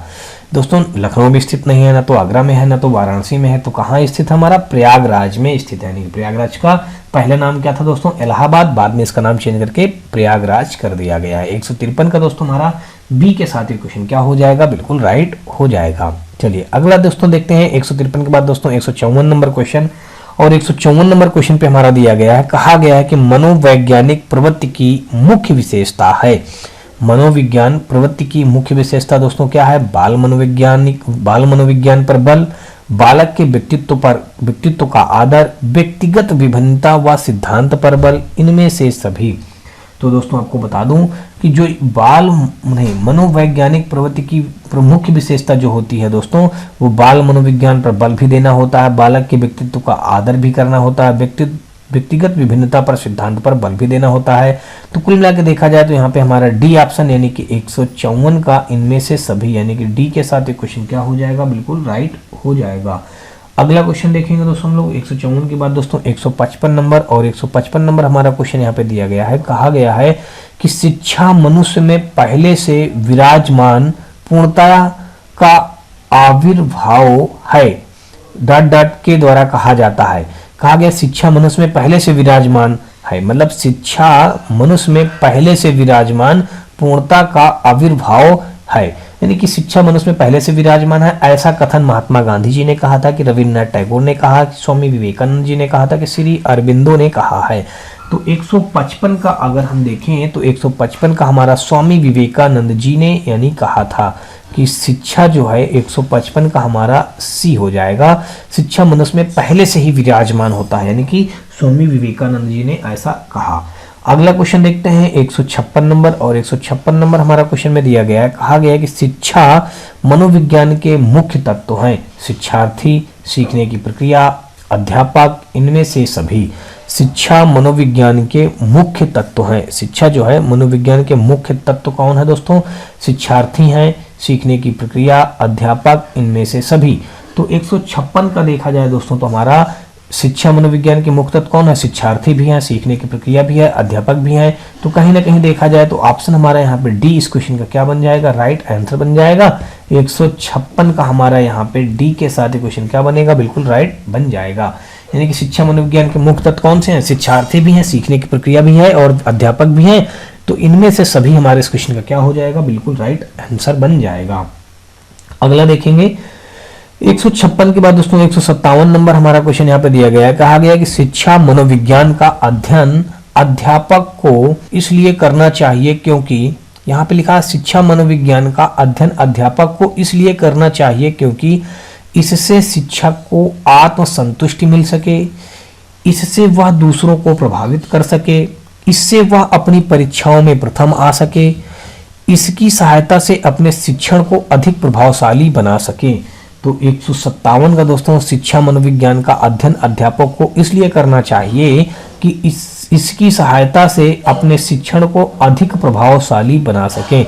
ऑप्शन नंबर देखे जाए तो दोस्तों डी हमारा जो तर्क है यहाँ पे ज्यादा प्रभावशाली है, यानी कि ऑप्शन नंबर 157 का यहाँ पे हमारा डी के साथ क्वेश्चन क्या हो जाएगा? बिल्कुल राइट हो जाएगा। अगला क्वेश्चन देखेंगे 157 के बाद दोस्तों हम 158 नंबर देखेंगे। 158 नंबर क्वेश्चन हमारा दिया गया, कहा गया कि शिक्षा मनोविज्ञान का जनक किसे माना जाता है? पेस्टोलॉजी को, हर्बर्ट को, फ्रॉबेल को, विलियम जेम्स को। शिक्षा मनोविज्ञान का जनक किसे माना जाता है दोस्तों? पेस्टोलॉजी, हर्बर्ट, फ्रॉबेल और विलियम जेम्स। तो 158 का जो हो जाएगा दोस्तों हमारा शिक्षा मनोविज्ञान का जनक किसे माना जाता है दोस्तों? पेस्टोलॉजी को माना जाता है। 158 का देखा जाए तो ए के साथ एक क्वेश्चन हमारा क्या हो जाएगा? बिल्कुल राइट हो जाएगा। अगला क्वेश्चन देखते हैं दोस्तों 158 के बाद दोस्तों हम लोग देखेंगे 159 नंबर, और 159 नंबर हमारा क्वेश्चन यहाँ पे कहा गया है कि मनोविज्ञान मानव व्यवहार का विज्ञान है, यह किसने कहा था? मनोविज्ञान मानव व्यवहार का विज्ञान है, यह किसने कहा था? जेम्स ड्रेवेन ने कहा था, काल्सनिक ने कहा था, वुडवर्थ ने कहा था, थॉर्नडाइक ने कहा था। मनोविज्ञान मानव व्यवहार का विज्ञान है, यह किसने कहा था? तो इनमें से दोस्तों आपको बता दूं कि ऐसा कहने वाले हमारे काल्सनिक जो हैं यानी कि एक वैज्ञानिक हैं, इन्होंने ऐसा कहा था कि मानव व्यवहार का विज्ञान है। मनोविज्ञान जो है दोस्तों वो मानव विज्ञान का व्यवहार है। तो ऐसा कहने वाले हमारे काल्पनिक है, यानी कि 159 का देखा जाए तो हमारा यहाँ पे बी के साथ ही क्वेश्चन क्या हो जाएगा, बिल्कुल राइट हो जाएगा। तो दोस्तों यहाँ पे हमारा 160 नंबर क्वेश्चन दिया गया, कहा गया कि अंतः दर्शन का तात्पर्य है अपने व दूसरों के अंदर देखना, अपने में देखना, गहन निरीक्षण करना, पूर्वानुमान करना। तो अंतः दर्शन का तात्पर्य होगा अपने में देखना, यानी कि 160 का देखा जाए तो बी के साथ ये क्वेश्चन क्या हो जाएगा हमारा, बिल्कुल राइट हो जाएगा। अगला क्वेश्चन देखेंगे दोस्तों हमारा 160 के बाद हमारा 161 नंबर जो आ जाएगा दोस्तों हमारा क्वेश्चन यहाँ पे दिया गया है कि मनोविश्लेषणवाद के प्रत्यय का संबंध निम्नलिखित नाम से है। मनोविश्लेषणवाद के प्रत्यय का संबंध निम्नलिखित नाम से है। डीवी से है, वाटसन से है, स्किनर से है, फ्रायड से है। तो मनोविश्लेषणवाद के प्रत्यय का संबंध निम्नलिखित में से किससे है दोस्तों, डीवी से, वाटसन से, स्किनर से, फ्रायड से। तो इन चार में से दोस्तों आपको बता दूं जो हमारा राइट आंसर बन जाएगा इस क्वेश्चन का हमारा वो हो जाएगा फ्रायड, यानी कि 161 का हमारा यहाँ पे डी के साथ क्वेश्चन क्या हो जाएगा, बिल्कुल राइट हो जाएगा।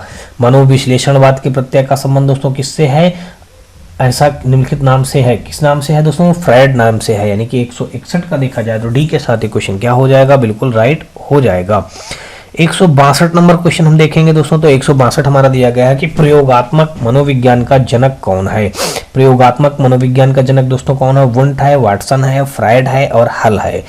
तो यहाँ पे 162 का अगर हम देखें तो वुंट हमारे इस क्वेश्चन का क्या हो जाएगा, बिल्कुल राइट हो जाएगा। प्रयोगात्मक मनोविज्ञान का जनक कौन है दोस्तों, वुंट। अब दोस्तों भी मैंने कुछ देर पहले ही बताया था कि जहां पे हमारा प्रयोग के बारे में आ जाए तो वहां पे वुंट हमारा क्वेश्चन का क्या हो जाएगा, बिल्कुल राइट आंसर हो जाएगा।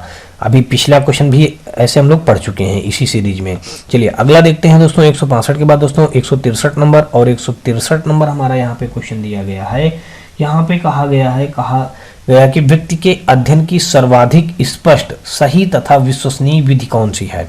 व्यक्ति के अध्ययन की सर्वाधिक स्पष्ट, सही तथा विश्वसनीय विधि कौन सी है दोस्तों, अंतः दर्शन विधि है, व्यक्तिवृत्त अध्ययन विधि है, प्रयोगात्मक विधि है, निरीक्षण विधि है। तो 163 का दोस्तों अगर हम देखें तो प्रयोगात्मक विधि यानी कि 163 का सी के साथ क्वेश्चन क्या हो जाएगा हमारा, बिल्कुल राइट हो जाएगा।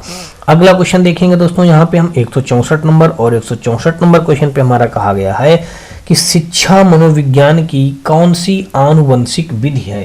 शिक्षा मनोविज्ञान की कौन सी आनुवंशिक विधि है। तो अंतरदर्शन है, बहिदर्शन है, प्रयोगात्मक है, विकासात्मक है।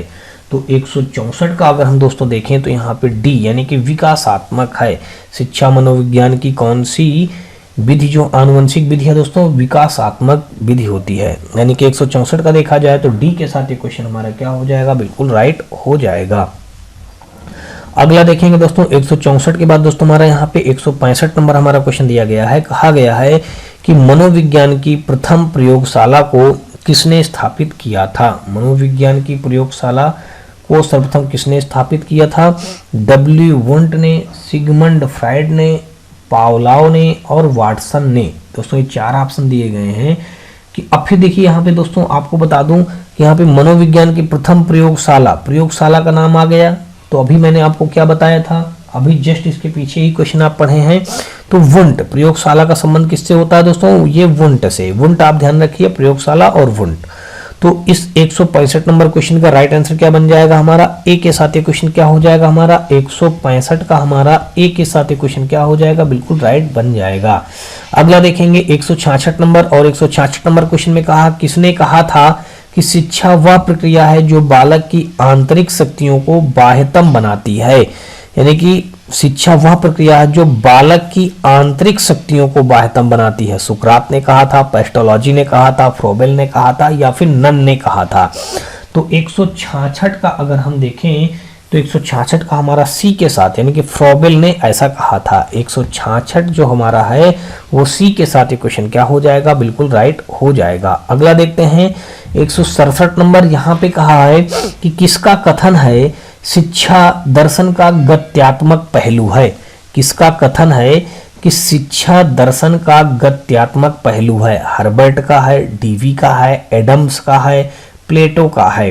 तो दोस्तों आपको बता दूं कि यहाँ पे 167 का जो हो जाएगा हमारा एडम्स का है, यानी कि ऑप्शन नंबर 167 का सी के साथ ये क्वेश्चन क्या हो जाएगा? बिल्कुल राइट हो जाएगा। किसका कथन है कि शिक्षा दर्शन का गत्यात्मक पहलू है? तो वो है दोस्तों एडम्स, यानी कि 167 का सी के साथ ये क्वेश्चन क्या हो जाएगा हमारा? बिल्कुल राइट हो जाएगा। अगला क्वेश्चन देखेंगे दोस्तों 168 नंबर, और 168 नंबर क्वेश्चन हमारा यहाँ पे दिया गया है। कहा गया कि व्यवहारवादी डॉट डॉट ने कहा है, व्यवहारवादी ने कहा है मुझे नवजात शिशु दे दो, मैं उसे डॉक्टर, वकील, चोर या जो चाहूं बना सकता हूं। ऐसा दोस्तों किसने कहा था? फ्रीमैन ने कहा था, न्यूमैन ने कहा था, वाटसन ने कहा था, या फिर होलजिंगर ने कहा था? होलजिंगर लिखा है। तो दोस्तों आपको बता दूं कि ऐसा कहने वाले व्यक्ति हमारे वाटसन हैं, यानी कि वाटसन ने कहा था कि मुझे नवजात शिशु दे दो, मैं उसे डॉक्टर, वकील, चोर चाहूं जो बना सकता हूं। ऐसा अपने व्यवहार के अकॉर्डिंग होता है कि व्यवहारवादी वाटसन ने ऐसा कहा था, यानी कि ऑप्शन नंबर देखें तो 168 का सी के साथ ये क्वेश्चन क्या हो जाएगा? बिल्कुल राइट हो जाएगा। 168 के बाद दोस्तों 169 नंबर हम दोस्तों क्वेश्चन देखेंगे। तो कहा गया कि क्षेत्र सिद्धांत में निम्न में से किस वर्ग का योगदान है?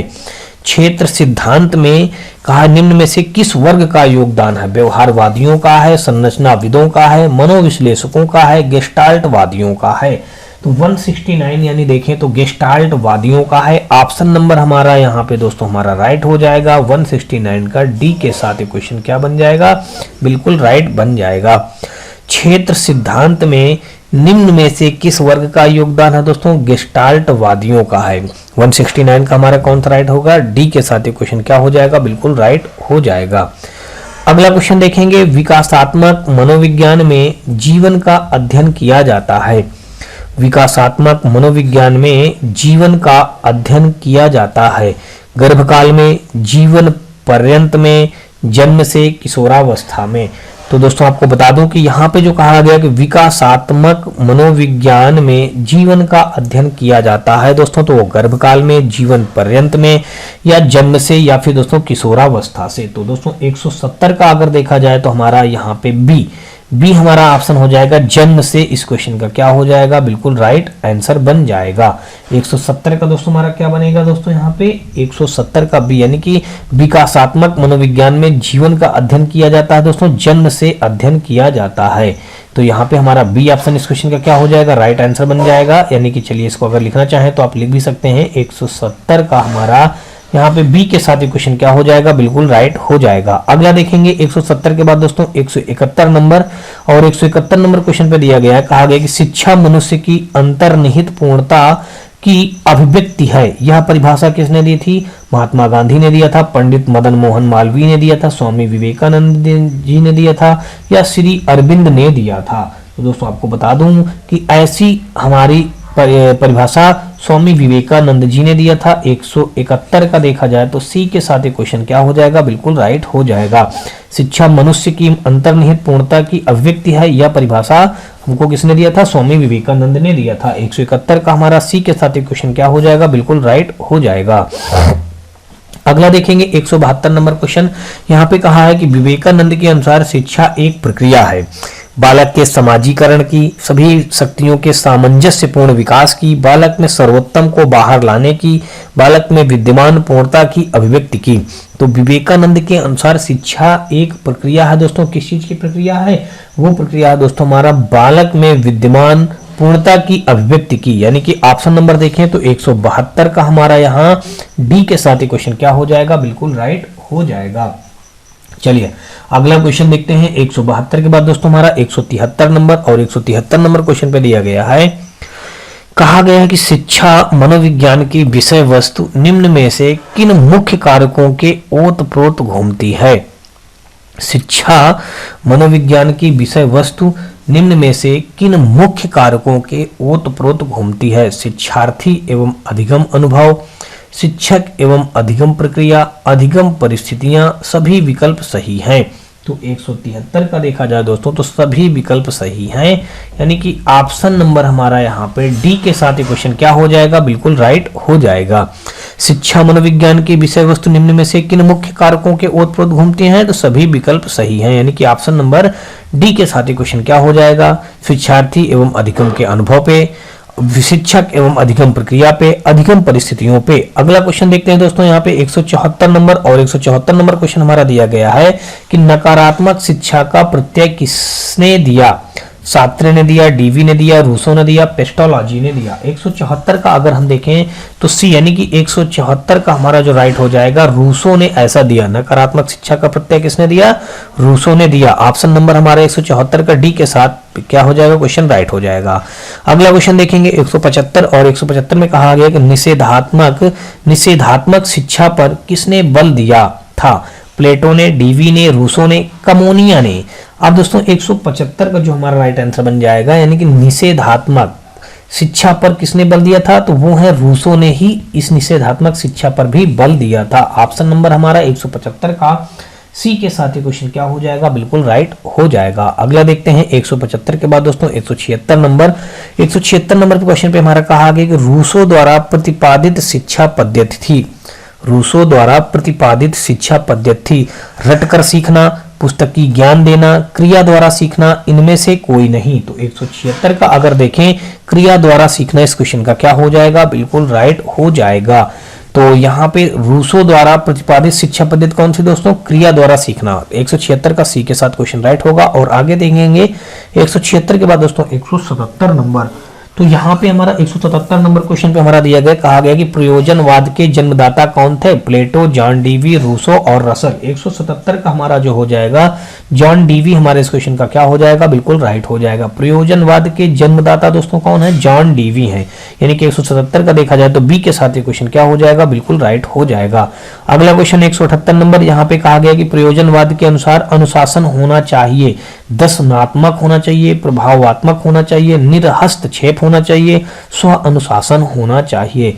तो 178 का देखा जाए तो स्व अनुशासन होना चाहिए। 178 का हमारा डी के साथ ये क्वेश्चन क्या हो जाएगा, बिल्कुल राइट हो जाएगा। अगला क्वेश्चन देखते हैं 179, यानी कि 179 में कहा गया है कि प्रयोजनवाद विश्वास करता है व्यक्ति व समाज में, ईश्वर में, प्रकृति में, विचार में। तो दोस्तों आपको बता दूं कि यहाँ पे प्रयोजनवाद विश्वास करता है व्यक्ति एवं समाज में विश्वास करता है। तो 179 का हमारा ए के साथ ये क्वेश्चन क्या हो जाएगा, बिल्कुल राइट हो जाएगा।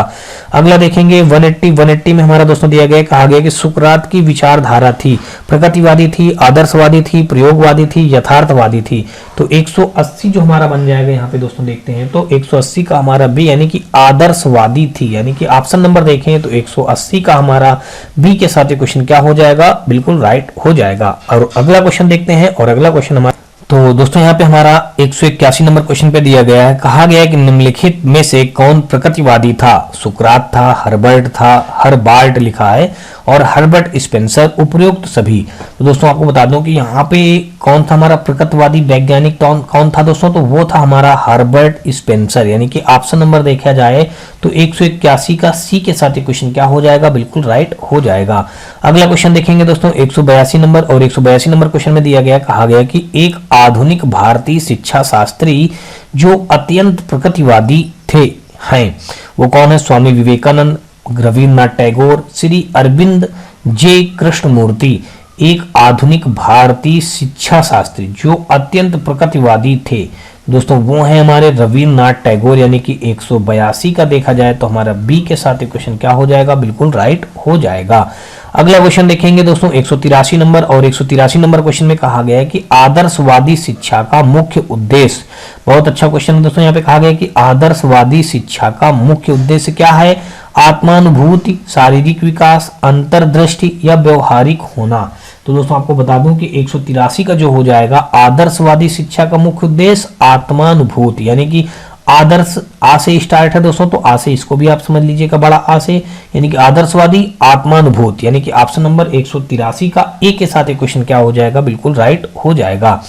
अगला क्वेश्चन देखेंगे 183 के बाद दोस्तों 184 नंबर, और 184 नंबर क्वेश्चन पे हमारा दिया गया है, कहा गया कि शिक्षा द्वारा सत्यम, शिवम और सुंदरम के उद्देश्य को अपनाया जाना चाहिए। यह विचारधारा किसकी है? तो दोस्तों आपको बता दो कि जब भी सत्यम, शिवम और सुंदरम की बात आ जाए तो ये आदर्शवाद की बात होती है। यानी कि ऑप्शन नंबर देखें तो 184 का ए के साथ ही क्वेश्चन क्या हो जाएगा? बिल्कुल राइट आंसर हो जाएगा। 4 ऑप्शन दिए थे दोस्तों, आदर्शवाद, प्रकृतिवाद, प्रयोजनवाद और यथार्थवाद। तो दोस्तों आप जब सत्यम शिवम की बात आ जाए, सत्यम शिवम सुंदरम, तो वहां पे आदर्शवाद, ये हमारा जो सत्यम शिवम सुंदरम का वाक्य है दोस्तों, ये आदर्श वाक्य इसको कहा जाता है। इसलिए दोस्तों हमारे इस क्वेश्चन का राइट आंसर जो बनेगा, सत्यम शिवम सुंदरम के उद्देश्य को अपनाया जाना चाहिए आदर्श वाक्य की तरह। यानी कि ऑप्शन नंबर 184 का हमारा देखा जाए तो ए के साथ ही क्वेश्चन क्या हो जाएगा? बिल्कुल राइट हो जाएगा। अगला क्वेश्चन देखेंगे दोस्तों 184 के बाद दोस्तों 185 और 185 नंबर में कहा गया कि सत्यम शिवम और सुंदरम संबंधित है। फिर दोस्तों देख लीजिएगा, जब भी सत्यम शिवम सुंदरम की बात आ जाए तो आप लोगों को कौन सा आंसर टिक करना है? ऑप्शन नंबर ए, यानी कि आदर्शवाद। यानी कि आदर्शवाद जहां पे लिखा हो उसी क्वेश्चन को आप टिक करेंगे। सत्यम शिवम और सुंदरम संबंधित है किससे दोस्तों? आदर्शवाद से संबंधित है। यानी कि 185 का देखा जाए तो ए के साथ क्वेश्चन क्या हो जाएगा? बिल्कुल राइट हो जाएगा। और आपको किसी भी उसकी जरूरत नहीं है, 185 का ए के साथ क्वेश्चन क्या हो जाएगा? बिल्कुल राइट हो जाएगा। अगला क्वेश्चन देखेंगे 185 के बाद दोस्तों 186 नंबर, और 186 नंबर में हमारा दिया गया सत्यम शिवम सुंदरम निम्नलिखित में से किसका प्रमुख भाव है? प्रकृतिवाद का भाव है, प्रयोजनवाद का भाव है, आदर्शवाद का भाव है, यथार्थवाद का भाव है। तो दोस्तों आपको अभी मैंने फिर बताया कि सत्यम शिवम सुंदरम की बात आ जाए तो आप लोगों को सीधा आंख मूंद करके आदर्शवाद को टिक कर देना है और आगे बढ़ जाना है। यानी कि ऑप्शन नंबर देखें तो 186 का हमारा यहाँ पे सी के साथ ही क्वेश्चन क्या हो जाएगा? बिल्कुल राइट हो जाएगा। अगला देखते हैं 186 के बाद दोस्तों 187 नंबर क्वेश्चन में पूछा गया है कि शिक्षण ही आदर्शवादी विधि में सम्मिलित नहीं है। अब कहा है कि शिक्षण ही एक ऐसा है जो आदर्शवादी शिक्षण में सम्मिलित नहीं है। तो ये प्रश्न पूछना, व्याख्यान देना, प्रयोग करना, विचार विमर्श करना। तो दोस्तों आपको बता दूं कि यहाँ पे प्रयोग करना, यानी कि ऑप्शन नंबर 187 का हमारा सी के साथ ही क्वेश्चन क्या बनेगा? राइट बनेगा। आदर्शवादी विधि में सम्मिलित नहीं है। क्या नहीं सम्मिलित है दोस्तों? प्रयोग करना ये सम्मिलित नहीं है, बल्कि और विचार विमर्श करना, व्याख्यान देना, प्रश्न पूछना, ये सब आदर्शवादी विधि में सम्मिलित होते हैं। लेकिन प्रयोग करना जो होता है वो आदर्शवादी विधि में सम्मिलित नहीं होता है। इसलिए दोस्तों इस क्वेश्चन का राइट आंसर जो हो जाएगा वो हमारा हो जाएगा 187 का सी के साथ ये क्वेश्चन क्या हो जाएगा? बिल्कुल राइट हो जाएगा। अगला देखते हैं 187 के बाद दोस्तों 188 नंबर, और 188 नंबर क्वेश्चन में दिया गया है, कहा गया है कि आदर्शवादी किस प्रकार के अनुशासन में विश्वास करते हैं। अब जो ये है आदर्शवादी जो होते हैं, कह रहा कौन से प्रकार के अनुशासन में विश्वास करते हैं? दमनात्मक अनुशासन, प्रभावात्मक अनुशासन, धार्मिक अनुशासन, प्राकृतिक अनुशासन। तो 188 का अगर हम देखें यहाँ पे तो यहाँ पे हो जाएगा प्रभावात्मक अनुशासन। यानी कि 188 का बी के साथ यहाँ क्वेश्चन क्या हो जाएगा हमारा? बिल्कुल राइट हो जाएगा। 188 का कौन सा होगा दोस्तों? यहाँ पे हमारा बी इस क्वेश्चन का क्या बनेगा? राइट आंसर बन जाएगा। चलिए अगला क्वेश्चन देखते हैं। यहाँ पे 188 के बाद दोस्तों हमारा 189 नंबर, और 189 नंबर क्वेश्चन में हमारा दिया गया है, कहा गया है कि निम्न में से कौन सा प्रकृतिवादियों का दृष्टिकोण नहीं है? बालक स्वर्ग से आभा के बादल के साथ आता है, शक्ति से अधिकार का जन्म नहीं होता, बालक क्या होगा इस पर विचार न करने, इस बात पर ध्यान देना चाहिए कि वह क्या है, शिक्षा जीने के लिए तैयारी नहीं बल्कि स्वयं जीवन है। यानी कि 189 का देखा जाए तो कहा गया है कि निम्न में से कौन प्रकृतिवादियों का दृष्टिकोण नहीं है? तो बालक स्वर्ग से आभा के बादल के साथ आता है, शक्ति के अधिकार का जन्म नहीं होता, बालक क्या होगा इस पर विचार न करके इस बात पर ध्यान देना चाहिए कि वह क्या है, शिक्षा जीने के लिए तैयारी नहीं बल्कि स्वयं जीवन है। यानी कि ऑप्शन नंबर अगर हम यहाँ पे देखें तो 189 का हमारा डी के साथ क्वेश्चन क्या हो जाएगा? बिल्कुल राइट हो जाएगा। यानी कि 189 का कौन सा बन जाएगा दोस्तों? ये हमारा शिक्षा जीने के लिए तैयारी नहीं बल्कि स्वयं जीवन है। यानी कि ये हमारा प्रकृतिवादियों दृष्टिकोण का नहीं है वाक्य। यानी कि ऑप्शन नंबर 189 का अगर हम यहाँ पे देखें तो डी के साथ ये क्वेश्चन क्या हो जाएगा? बिल्कुल राइट हो जाएगा। अगला क्वेश्चन देखते हैं। 189 का डी हो गया। अब देखते हैं 190 नंबर। 190 नंबर क्वेश्चन पे हमारा दिया गया, कहा गया कि निषेधात्मक शिक्षा संबंधित है। निषेधात्मक शिक्षा संबंधित है आदर्शवाद से, यथार्थवाद से, प्रकृतिवाद से, प्रयोजनवाद से। तो दोस्तों निषेधात्मक शिक्षा संबंधित है, किससे दोस्तों संबंधित है? अभी पिछला क्वेश्चन आप लोग इसी सीरीज में पढ़े हैं, प्रकृतिवाद से संबंधित है, यानी कि ये जो हमारा हो जाएगा इस क्वेश्चन का राइट आंसर बन जाएगा 190 का हमारा सी के साथ इक्वेशन क्या हो जाएगा? बिल्कुल राइट हो जाएगा। निषेधात्मक शिक्षा संबंधित है किससे? प्रकृतिवाद से है। 190 का अगर देखा जाए तो सी के साथ इक्वेशन क्या हो जाएगा? बिल्कुल राइट हो जाएगा। अगला देखेंगे 190 के बाद दोस्तों हमारा 191 नंबर, और 191 में कहा गया है कि प्रयोजनवाद विचारधारा किसकी देन है? रूसो की है, बटलर की है, प्लेटो की है, जॉन डीवी की है।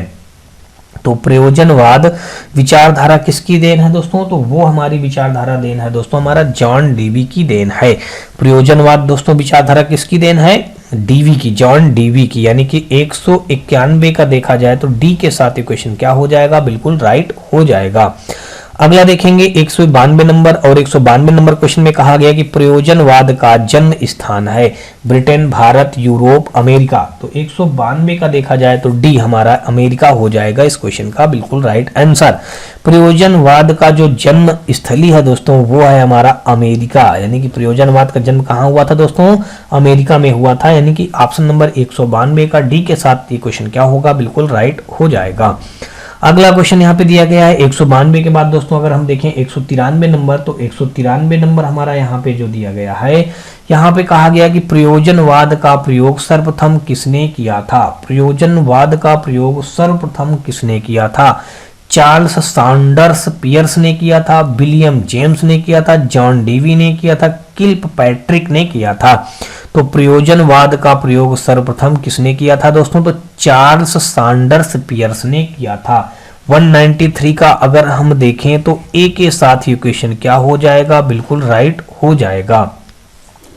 अगला देखेंगे 193 के बाद दोस्तों 194 नंबर, और 194 नंबर हमारा क्वेश्चन दिया गया है, कहा गया है कि निम्नलिखित में से कौन प्रयोजनवाद का प्रवर्तक था? Kant, Milton, Plato, C.S. Peirce. निम्नलिखित में से कौन प्रयोजनवाद का प्रवर्तक था दोस्तों? कांट था, मिल्टन था, प्लेटो था, C.S. पियर्स था। तो 194 का अगर हम देखें तो डी के साथ इक्वेशन क्या हो जाएगा? बिल्कुल राइट हो जाएगा। निम्नलिखित में से कौन प्रयोजनवाद का प्रवर्तक था?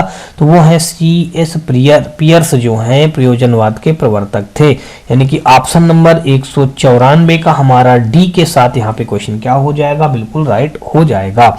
अगला क्वेश्चन देखेंगे 195 नंबर, और 195 नंबर क्वेश्चन पे दिया गया, कहा गया कि किस शिक्षा दर्शन ने अनुभव एवं प्रयोग के माध्यम से सीखने को महत्व दिया है? प्रयोजनवाद ने, आदर्शवाद ने, व्यर्थवाद ने, प्रकृतिवाद ने। तो 195 का अगर हम देखें दोस्तों तो हमारा यहाँ पे प्रयोजनवाद क्या हो जाएगा? इस क्वेश्चन का राइट आंसर बन जाएगा। कहा है कि किस शिक्षा दर्शन ने अनुभव एवं प्रयोग के माध्यम से सीखने को महत्व दिया है? तो वो है हमारे प्रयोजनवाद, यानी कि ऑप्शन नंबर देखें तो 195 का हमारा ए के साथ क्वेश्चन क्या हो जाएगा? बिल्कुल राइट हो जाएगा। अगला क्वेश्चन देखते हैं दोस्तों 195 के बाद दोस्तों हमारा 196 नंबर में कहा गया है कि किसने कहा कि दर्शन और शिक्षा एक ही सिक्के के दो पहलू हैं? गार्नर ने, काम्टे ने, रास ने, लास्की ने। तो दोस्तों आपको बता दूं कि यहाँ पे जो ऐसा वाक्य किसने कहा था तो वो हमारा कहा था 196 का हमारा डी, यानी कि रास ने ऐसा कहा था कि दर्शन और शिक्षा एक ही सिक्के के दो पहलू हैं। 196 का अगर देखें तो डी के साथ इक्वेशन क्या हो जाएगा? बिल्कुल हमारा राइट हो जाएगा। 196 का कौन होगा दोस्तों? हमारा डी। चलिए अगला क्वेश्चन देखते हैं। यहाँ पे हमारा 196 के बाद दोस्तों 197 नंबर, यहाँ पे कहा गया है कि निम्न में से कौन एक आदर्शवादी विचारक नहीं है? निम्न में से कौन एक आदर्शवादी विचारक नहीं है? प्लेटो, रूसो, कांट और सुकरात। निम्न में से कौन एक आदर्शवादी विचारक नहीं है दोस्तों? प्लेटो, रूसो, कांट और सुकरात। तो दोस्तों आपको बता दूं कि यहाँ पे जो हमारा हो जाएगा ये हमारे रूसो हो जाएंगे। आदर्शवादी विचारक नहीं है, ये आदर्शवादी विचारक नहीं है रूसो, यानी कि 197 का अगर हम देखें तो बी के साथ ही क्वेश्चन क्या हो जाएगा? बिल्कुल राइट हो जाएगा। 197 का दोस्तों हमारा कौन सा हो जाएगा? बी के साथ ही क्वेश्चन क्या हो जाएगा? बिल्कुल राइट हो जाएगा। तो आई होप दोस्तों आपको ये सारे क्वेश्चन समझ में आ रहे होंगे। फिर भी दोस्तों आपको यदि किसी भी क्वेश्चन में किसी प्रकार का कोई डाउट या डाउट हो तो आप हमें कमेंट बॉक्स में कमेंट जाकर के कर सकते हैं, या फिर दोस्तों आप हमारे व्हाट्सएप और टेलीग्राम ग्रुप से जुड़ सकते हैं। इसके लिए दोस्तों आपको बता दूं कि हमारे इसी वीडियो के डिस्क्रिप्शन में हमारे व्हाट्सएप और टेलीग्राम ग्रुप का लिंक मिल जाएगा, जहां से आप लोग आसानी से जुड़ करके अपने किसी भी प्रकार के डाउट या डाउट को भेज करके उसका सोल्यूशन प्राप्त कर सकते हैं। और दोस्तों इन सारे क्वेश्चनों का हल सहित आपको पीडीएफ भी प्राप्त हो जाएगा वहां पे टेलीग्राम ग्रुप से। और दोस्तों यदि आपको ये वीडियो सीरीज हमारी पसंद आए तो आप हमारी वीडियो को लाइक करिएगा, अपने दोस्तों में ज्यादा से ज्यादा शेयर करिएगा। और दोस्तों यदि आप चैनल पे पहली बार आए हो तो चैनल को सब्सक्राइब कर बेल घंटी जरूर दबा लीजिएगा। और दोस्तों यदि आपको और भी किसी प्रकार की कोई बुक का सोल्यूशन चाहिए तो आप मुझे बता सकते हैं, मैं आपको उन सारी बुकों का सोल्यूशन बहुत ही समय रहते करवा दूंगा। तो चलिए दोस्तों देखते हैं अगला क्वेश्चन। 197 बाद दोस्तों हम लोग 198 नंबर देखते हैं। और 198 नंबर क्वेश्चन हमारा दिया गया, कहा गया कि निम्नलिखित में से कौन आदर्शवादी नहीं है। अब दोस्तों यहाँ पे कहा गया कि आदर्शवादी कौन नहीं है, तो दोस्तों आपको बता दूं कि सुकरात नहीं है, कि प्लेटो नहीं है, कि डीवी नहीं है, हीगल नहीं है। तो आदर्शवादी नहीं है दोस्तों, तो वो है हमारे डीवी जो है वो आदर्शवादी नहीं है। तो 198 का हमारा सी के साथ ये क्वेश्चन क्या हो जाएगा, बिल्कुल राइट हो जाएगा। अगला क्वेश्चन देखते हैं 198 के बाद दोस्तों 199 नंबर। और यहाँ पे कहा गया कि कौन सा शिक्षा दर्शन अच्छे मानव जीवन पर जोर देता है, यथार्थवाद, आदर्शवाद, प्रकृतिवाद, अस्तित्ववाद। तो 199 का दोस्तों जो हो जाएगा, कौन सा शिक्षा दर्शन अच्छे मानव जीवन पर जोर देता है, तो दोस्तों वो हो जाएगा हमारा आदर्शवाद जो हो जाएगा, इस क्वेश्चन का राइट आंसर बन जाएगा। अगला क्वेश्चन देखते हैं, और आज का दोस्तों हमारा ये अंतिम क्वेश्चन भी होगा, यानी कि 200 नंबर क्वेश्चन हमारा यहाँ पे दिया था। यहाँ पे कहा गया कि किस विचारधारा के अनुसार शिक्षा के उद्देश्य सत्यम, शिवम और सुंदरम होने चाहिए। तो आपको पता है दोस्तों, तो जब सत्यम, शिवम, सुंदरम की बात आ जाए तो वो आदर्शवादी होता है। यानी कि ऑप्शन नंबर देखा जाए तो 200 का यहाँ पे हमारा ए के साथ ये क्वेश्चन क्या हो जाएगा, बिल्कुल राइट हो जाएगा। तो आई होप दोस्तों आपको ये सारे क्वेश्चन समझ में आए होंगे। फिर भी दोस्तों आपको बता दूं, यदि आपको किसी भी क्वेश्चन में किसी भी प्रकार का कोई डाउट या डाउट हो तो आप मुझे कमेंट सेक्शन में कमेंट करके बता सकते हैं, या फिर दोस्तों आप हमारे व्हाट्सएप और टेलीग्राम ग्रुप से जुड़ सकते हैं। इसके लिए दोस्तों आपको बता दूं कि इसी वीडियो के डिस्क्रिप्शन में हमारे व्हाट्सएप और टेलीग्राम ग्रुप का लिंक मिल जाएगा, जहां से आप लोग आसानी से जुड़ सकते हैं और अपने किसी भी प्रकार के डाउट या डाउट को बता करके या भेज करके उसका सोल्यूशन प्राप्त कर सकते हैं। और दोस्तों इन सारे क्वेश्चनों का हल सहित पीडीएफ भी वहां पे प्राप्त कर सकते हैं।